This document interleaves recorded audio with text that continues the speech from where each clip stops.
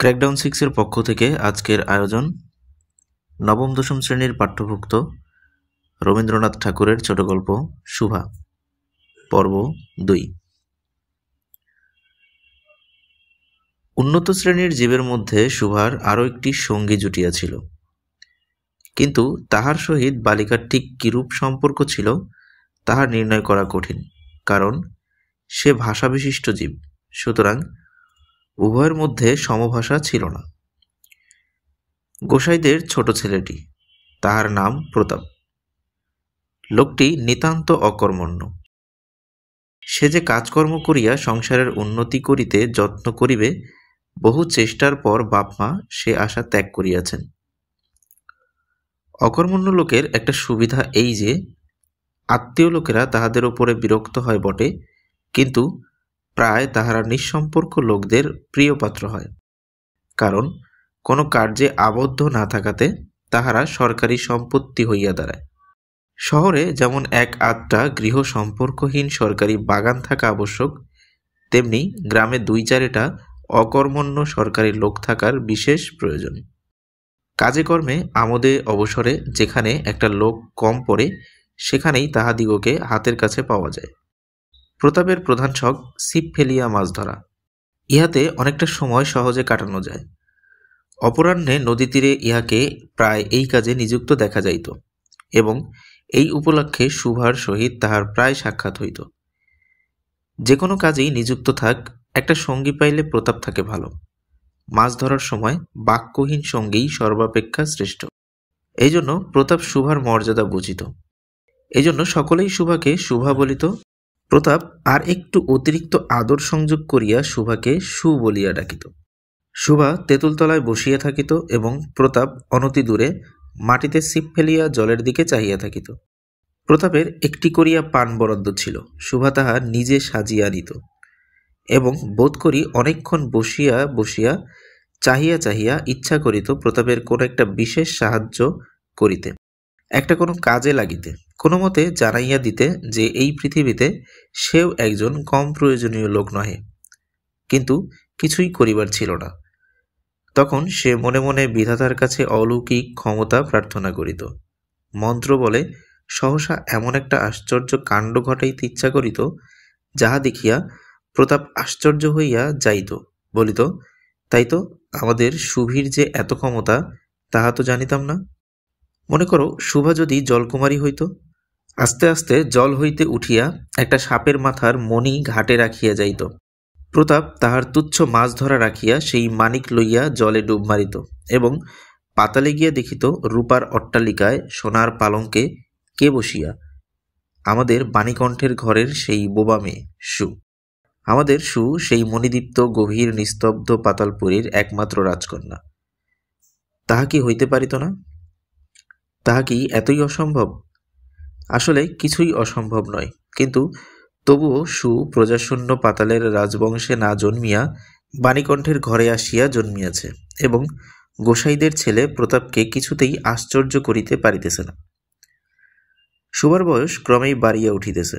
ক্রমে সে যেন আপনাকে আপনি অনুভব করিতে পারিতেছে, যেন কোনো একটা পূর্ণিমা তিথিতে কোনো একটা সমুদ্র হইতে একটা জোয়ারের স্রোত আসিয়া তাহার অন্তরাত্মাকে এক নতুন অনির্বচনীয় চেতনা শক্তিতে পরিপূর্ণ করিয়া তুলিতেছে।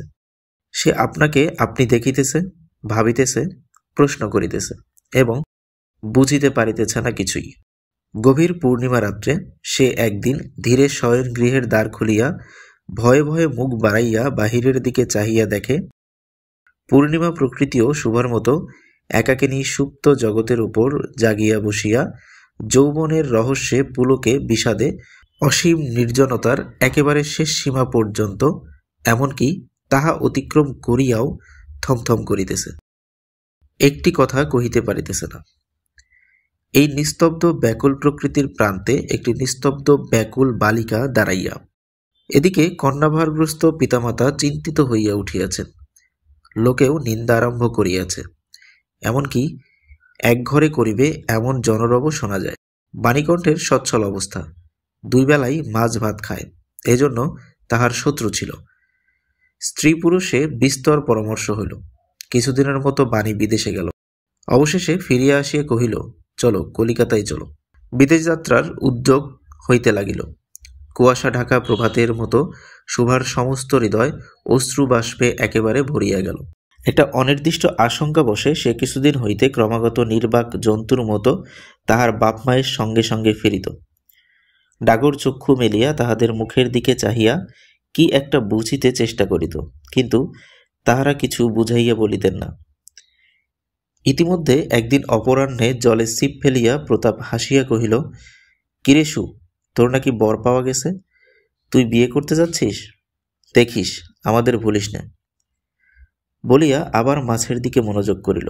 মর্মবিদ্ধ হরিণী ব্যাধের দিকে যেমন করিয়া তাকায়, নীরবে বলিতে থাকে, আমি তোমার কাছে কি দোষ করিয়াছিলাম? শুভা তেমনি করিয়া প্রতাপের দিকে চাহিল। সেদিন গাছের তলায় আর বসিল না। বাণীকণ্ঠ নিদ্রা হইতে উঠিয়া শয়ন গৃহে তামাক খাইতেছিলেন। শুভা তাহার পায়ের কাছে বসিয়া তাহার মুখের দিকে চাহিয়া কাঁদিতে লাগিল। অবশেষে তাহাকে সান্ত্বনা দিতে গিয়া বাণীকণ্ঠের শুষ্ক কপলে অশ্রু গড়াইয়া পড়িল। কাল কলিকাতায় যাইবার দিন স্থির হইয়াছে। শুভা গোয়াল ঘরে তাহার বাল্য সখীদের কাছে বিদায় লইতে গেল। তাহাদিগকে স্বহস্তে খাওয়াইয়া গলা ধরিয়া একবার দুই চোখে যত পারে কথা ভরিয়া তাহাদের মুখের দিকে চাহিল। দুই নেত্রপল্লব হইতে টপটপ করিয়া অশ্রুজল পড়িতে লাগিল। সেদিন শুক্ল দ্বাদশীর রাত্রি। শুভা শয়নগৃহ হইতে বাহির হইয়া তাহার সেই চিরপরিচিত নদীতটে শস্পসজ্জায় লুটাইয়া পড়িল। যেন ধরণীকে এই প্রকাণ্ড মুখ মানবতাকে দুই বাহুতে ধরিয়া বলিতে চাহে, তুমি আমাকে যাইতে দিও না মা, আমার মতো দুটি বাহু বাড়াইয়া তুমিও আমাকে ধরিয়া রাখো। কলিকাতার এক বাসায় শুভার মা একদিন শুভাকে খুব করিয়া সাজাইয়া দিলেন।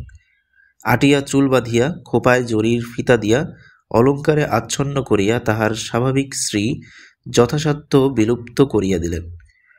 শুভার দুই চক্ষু দিয়া অশ্রু পড়িতেছে, পাছে চোখ ফুলিয়া খারাপ দেখিতে হয়, এজন্য তাহার মাতা তাহাকে বিস্তর ভর্ৎসনা করিলেন, কিন্তু অশ্রুজল ভর্ৎসনা মানিল না। বন্ধুর সঙ্গে বর স্বয়ং কনে দেখিতে আসিলেন। কন্যার মা বাপ চিন্তিত শঙ্কিত, শশব্যস্ত হইয়া উঠিলেন, যেন দেবতা স্বয়ং নিজের বলির পশু বাছিয়া লইতে আসিয়াছেন। মা নেপথ্য হইতে বিস্তর তর্জন গর্জন শাসন করিয়া বালিকার অশ্রুস্রোত দ্বিগুণ বাড়াইয়া পরীক্ষকের সম্মুখে পাঠাইলেন। পরীক্ষক অনেকক্ষণ নিরীক্ষণ করিয়া বলিলেন, মন্দ নহে।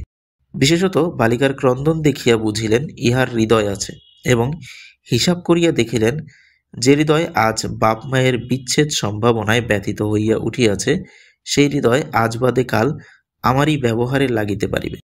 শুক্তির মুক্তার ন্যায় বালিকার অশ্রুজল কেবল বালিকার মূল্য বাড়াইয়া দিল, তাহার হইয়া আর কোনো কথা বলিল না। পঞ্জিকা মিলাইয়া খুব একটা শুভলগ্নে বিবাহ হইয়া গেল। বোবা মেয়েকে পরের হস্তে সমর্পণ করিয়া বাপ মা দেশে চলিয়া গেল। তাহাদের জাতি ও পরকাল রক্ষা হইল। বর পশ্চিমে কাজ করে। বিবাহের অনতি বিলম্বে স্ত্রীকে পশ্চিমে লইয়া গেল। সপ্তাহখানেকের মধ্যে সকলেই বুঝিল নববধূ বোবা। তা কেহ বুঝিল না যে সেটা তাহার দোষ নয়। সে কাহাকেও প্রতারণা করে নাই। তাহার দুটি চক্ষু সকল কথাই বলিয়াছিল, কিন্তু কেহ তাহা বুঝিতে পারে নাই। সে চারিদিকে চায়, ভাষা পায় না। যাহারা বোবার ভাষা বুঝিত, সেই আত্মপরিচিত মুখগুলি দেখিতে পায় না। বালিকার চির নীরব হৃদয়ের মধ্যে একটা অসীম অব্যক্ত ক্রন্দন বাজিতে লাগিল। অন্তর্যামী ছাড়া আর কেহ তাহা শুনিতে পাইল না। এবার তাহার স্বামীর চক্ষু এবং কর্ণেন্দ্রিয়ের দ্বারা পরীক্ষা করিয়া এক ভাষাবিশিষ্ট কন্যা বিবাহ করিয়া আনিল।